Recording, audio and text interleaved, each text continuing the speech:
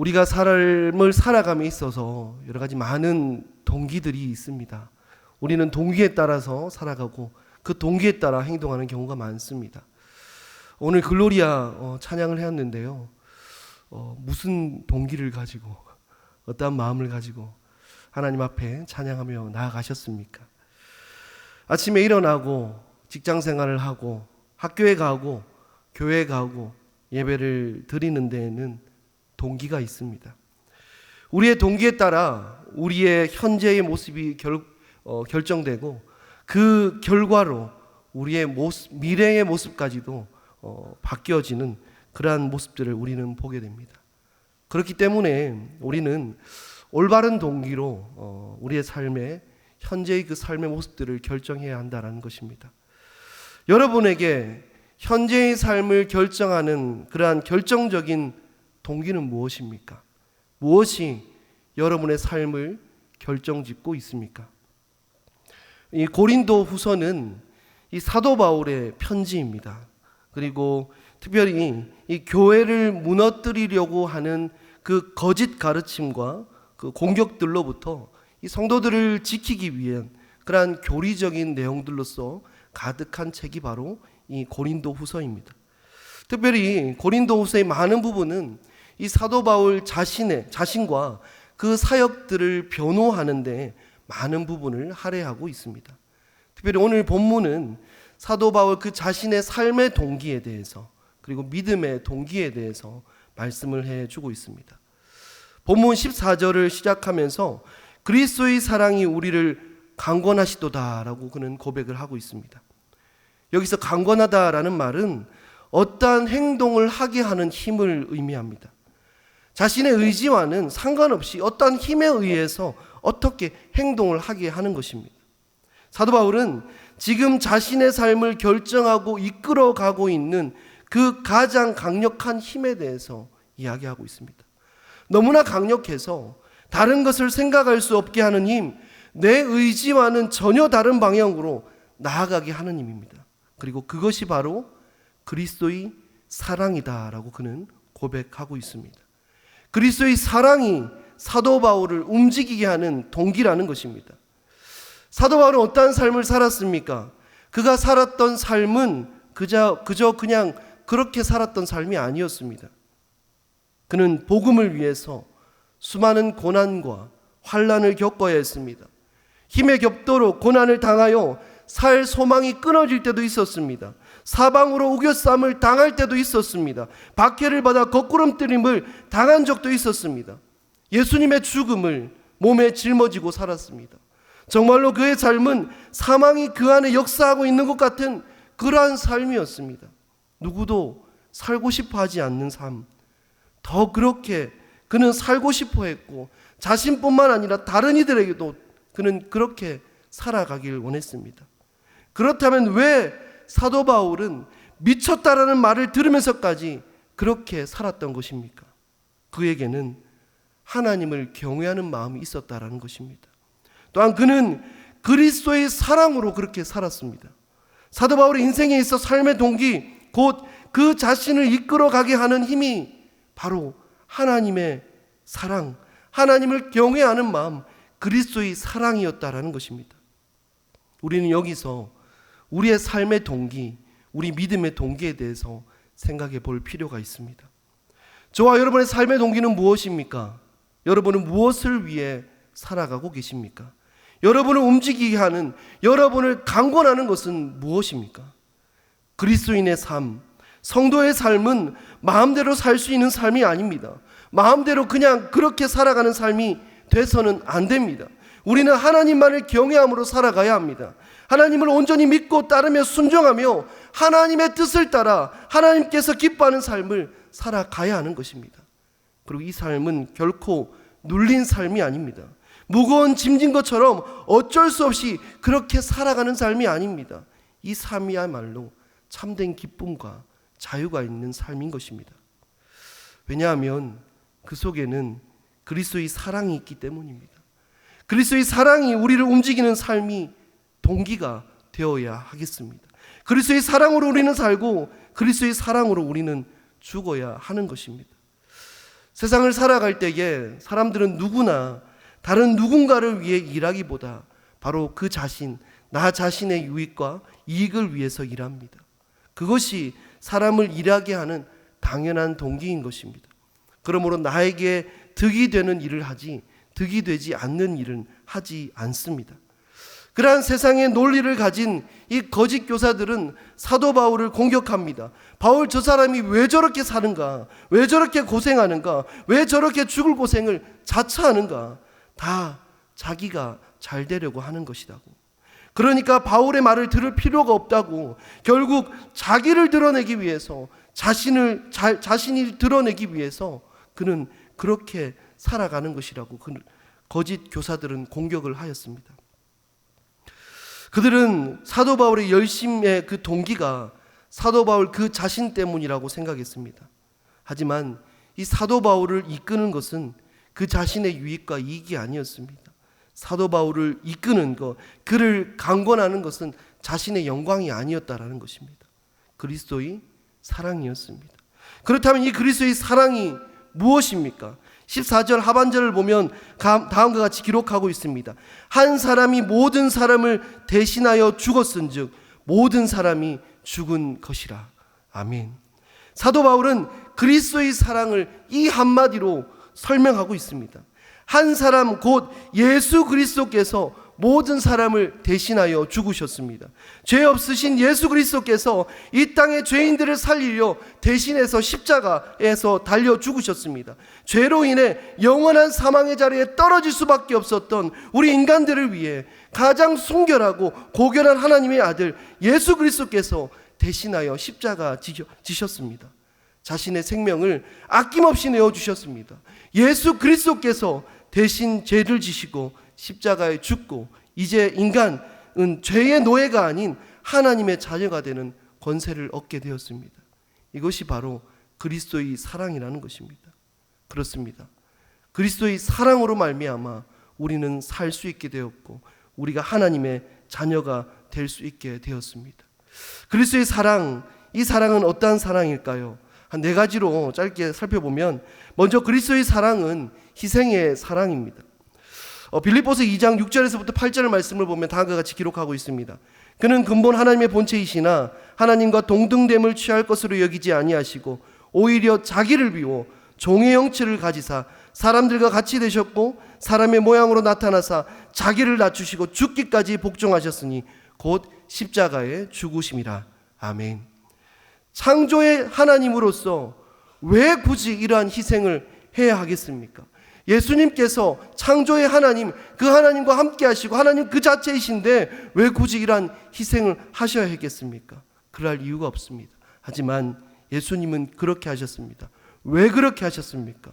바로 우리를 사랑하시고 그리고 그 사랑으로 인해서 우리에게 영원한 생명을 주시기 위해서 그렇게 사랑하셨다라는 것입니다. 그리고 그리스도의 사랑은 어떠한 사랑입니까? 그 사랑은 조건 없는 사랑입니다. 구원할 자들의 어떠함을 고려되지 않습니다. 신체적인 아름다움이나 능력이 고려되지 않습니다. 구원받고 나서 얼마나 잘 살 수 있는 사람인지 고려되지 않는 그러한 사랑인 것입니다. 고린도전서 1장 26절 말씀입니다. 형제들아 너희를 부르심을 보라.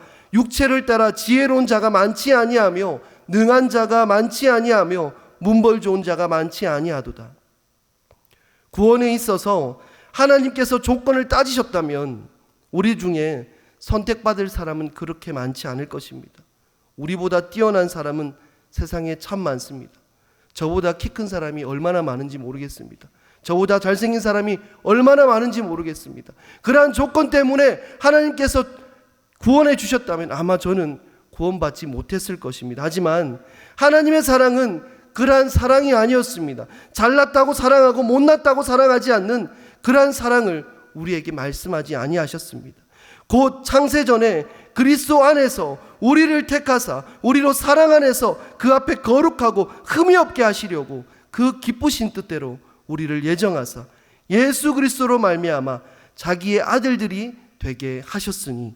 아멘. 하나님께서는 우리를 사랑하심으로 우리에게 어떠한 조건을 말씀하지 않으셨습니다. 하나님께서 우리를 사랑하셨기 때문에 조건이 필요 없습니다. 조건 없는 사랑으로 예수님은 우리를 사랑하여 주셨던 것입니다. 또한 세 번째로 그리스도의 사랑은 어떠한 사랑입니까? 바로 자발적인 사랑입니다. 우리가 한 걸음 내딛기 전에 이미 예수님께서 우리를 먼저 찾아오셔서 사랑하여 주셨습니다. 로마서 5장 8절 말씀입니다. 우리가 아직 죄인 되었을 때에 그리스도께서 우리를 위하여 죽으심으로 하나님께서 우리에 대한 자기의 사랑을 확증하셨느니라. 아멘. 우리가 하나님을 대적하고 있을 때, 우리가 아직 죄인 되었을 때에 주님은 우리를 먼저 사랑하여 주셨다라는 것입니다. 마지막으로 그리스도의 사랑은 영원한 사랑이며 변하지 않는 사랑입니다. 이 사랑에서 누구도 무엇도 끊을 수 없습니다. 우리가 알고 있는 그 어떤 강력한 힘, 심지어 우리 자신도 그렇게 할 수 없습니다. 이 사랑이 우리를 구원하고 우리를 영원한 곳으로 하나님 앞으로 인도한다라는 것입니다. 사도 바울의 고백처럼 그리스도의 사랑은 모든 지식을 뛰어넘는 사랑입니다. 우리의 이해와 한계를 넘어서는 것입니다. 어떻게 이러한 사랑을 우리가 받을 수 있겠습니까? 우리는 알 수가 없습니다. 왜 그리스도께서 그러한 사랑을 우리 가운데 베풀어 주셨습니까? 우리는 알 수가 없습니다. 다만 확실한 것은 그리스도께서 우리를 그렇게 사랑하셔서 구원하여 주셨다라는 사실입니다. 그리고 우리가 그 사랑에 올바르게 반응해야 한다라는 것입니다. 그 사랑이 우리를 이끕니다. 그것이 우리의 삶을 움직이게 합니다. 그렇다면 그 사랑이 우리를 어디로 이끌어 가고 있습니까? 본문 15절 말씀입니다. 우리 15절 말씀 다 함께 읽어보겠습니다. 시작.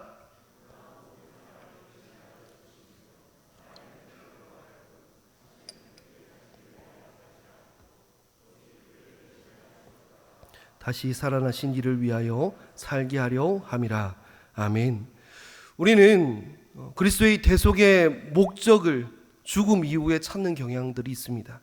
예수님께서 우리를 구원하신 목적이 영원한 멸망에서 우리를 구원하기 위한 것 분명히 맞습니다. 하지만 이것이 전부가 아닙니다. 15절 말씀은 분명히 기록하고 있습니다.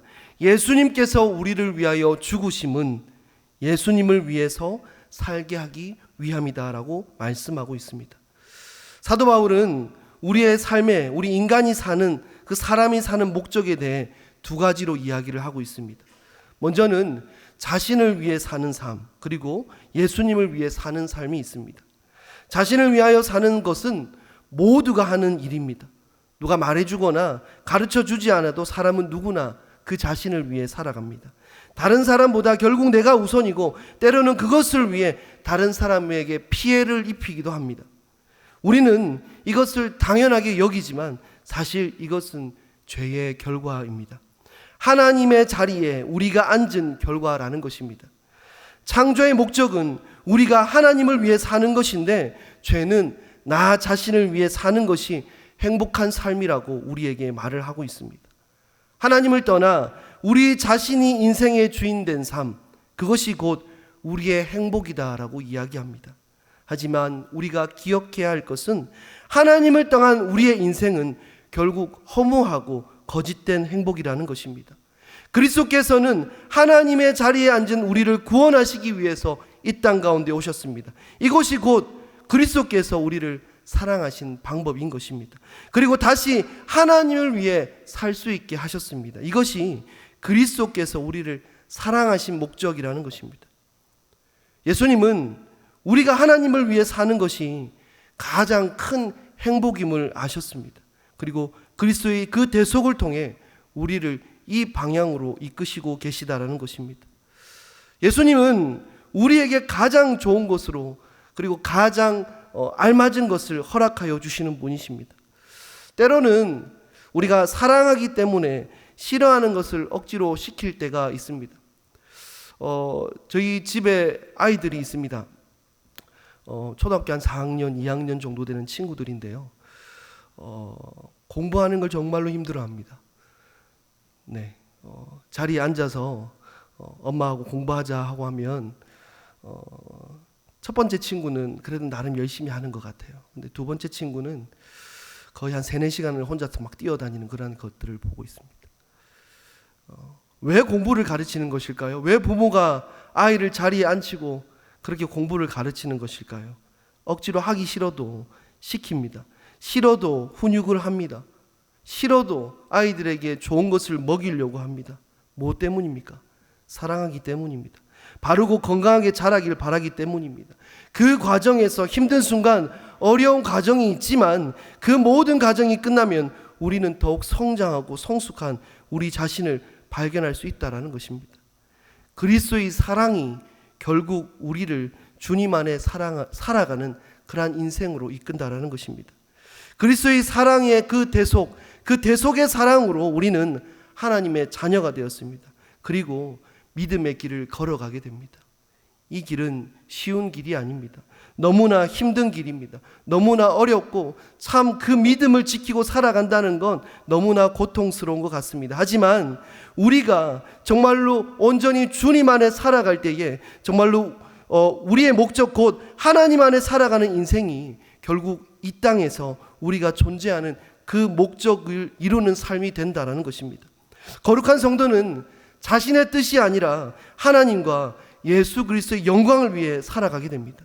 그리고 그리스도의 사랑이 하나님께로 이끄는 그 이유가 바로 우리가 힘들고 어려움 가운데 있지만 하나님 안에 살아갈 때에 우리가 이 땅에서 살아가는 그 삶의 존재의 목적에 맞게 살아가는 것이기 때문에 우리를 그 하나님에게로 이끌어 간다라는 것입니다.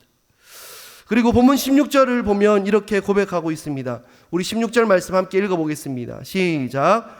그러므로 우리가 이제부터는 어떠한 사람도 육신을 따라 알지 아니하노라.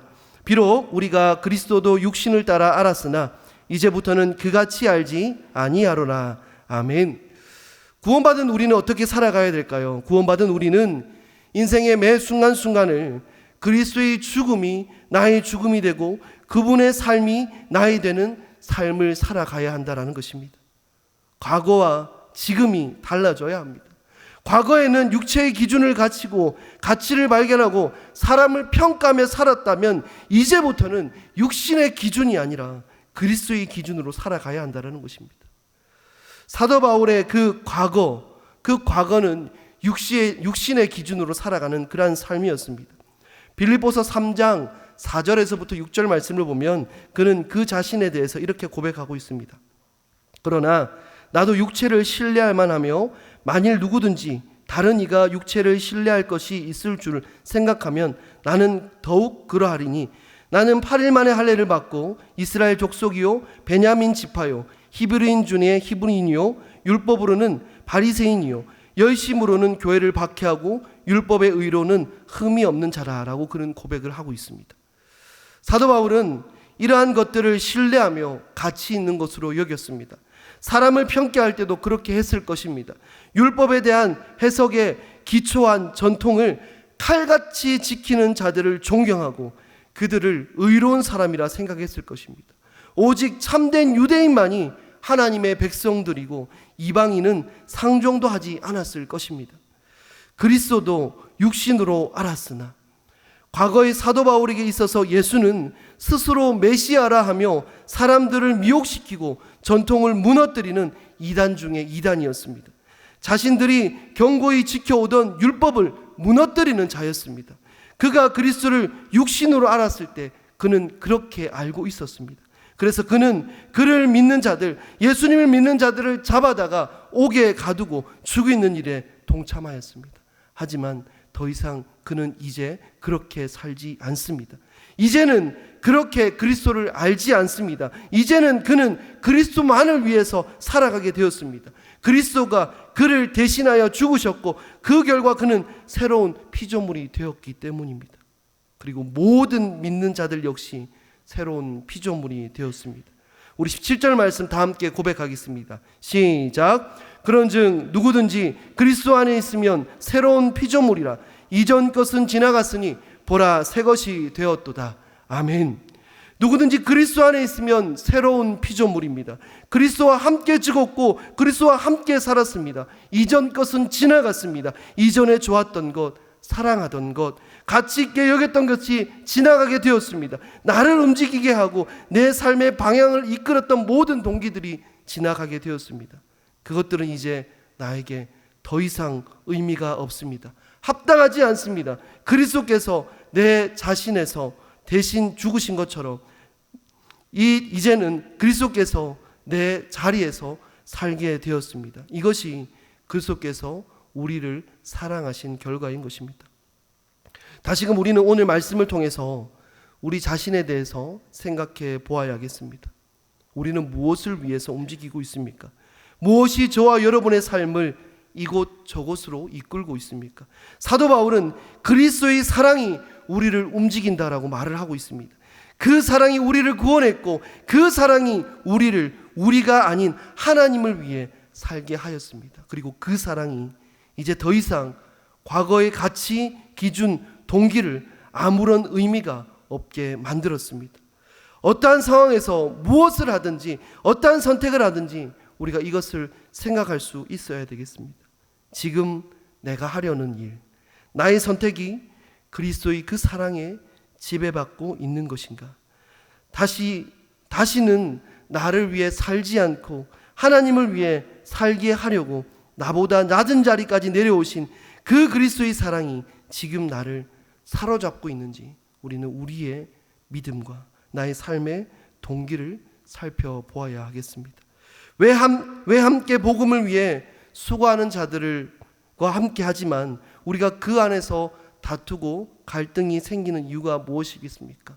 왜 교회를 사랑해서 하는 일들인데 서로에게 상처를 주고 어려움을 주겠습니까?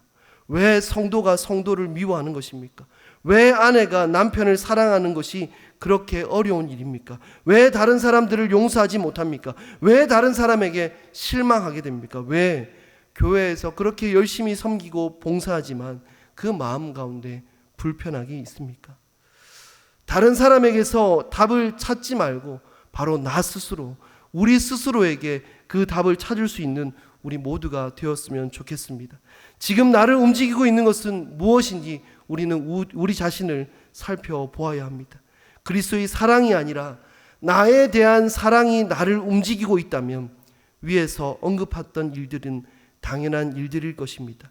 육체에 따라 살아가는 것이기 때문입니다. 하지만 그리스도의 사랑이 나를 움직인다면 그것은 과거의 일이 되어야 하는 것입니다. 말처럼 쉽고 단순한 일이 아닙니다. 하지만 우리를 그렇게 살게 하시려고 그리스도께서 우리를 사랑하여 주셨습니다. 그리스도의 대속의 사랑의 의미가 나에게 어떠한 의미입니까? 주님은 우리가 그렇게 사랑하고 그렇게 살아갈 수 있기를 바라시고 계십니다. 그리스도의 사랑이 우리를 강권합니다. 그리스도의 사랑으로 살아나갈 수 있는 저와 여러분 모두가 될 수 있길 간절히 소망합니다.